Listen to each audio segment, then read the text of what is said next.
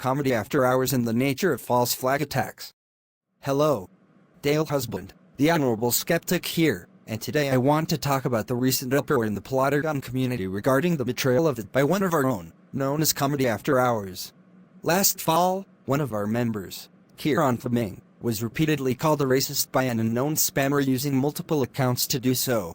Later, this spammer also attacked me and several other Plotagonists, even attempting to disrupt premieres of other Plotagonists' works on YouTube.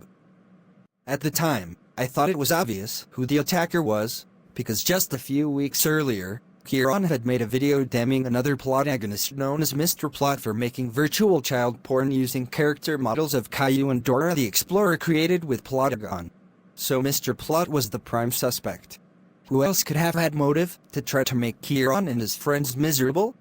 But an investigation by another user known as Celebrities and Plotagon finally revealed the truth. The spammer was actually someone none of us, including me and Kieron, had ever suspected before. Comedy After Hours, who was so well respected that Plotagon itself featured one of his works last December. And he had also been invited to take part in this year's Plotagon Summer Festival. Kieron had also invited him to appear in a movie he was producing for later this year. And it seems he was nominated for at least one award in the Ploscars. But now plans for all these things have been disrupted by this revelation of who the actual attacker was all along. So the question now is, why the hell would Comedy After Hours do all this shit? Well, I have an answer, based on a concept in modern warfare known as a false flag operation.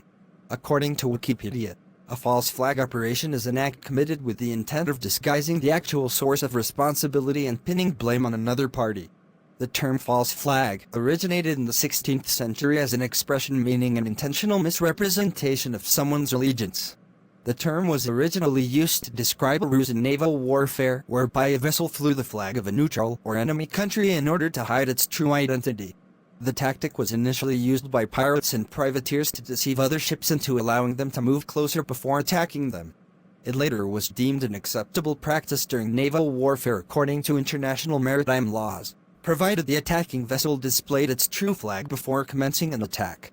The term today extends to include countries that organize attacks on themselves and make the attacks appear to be by enemy nations or terrorists, thus giving the nation that was supposedly attacked a pretext for domestic repression or foreign military aggression, as well as to engender sympathy.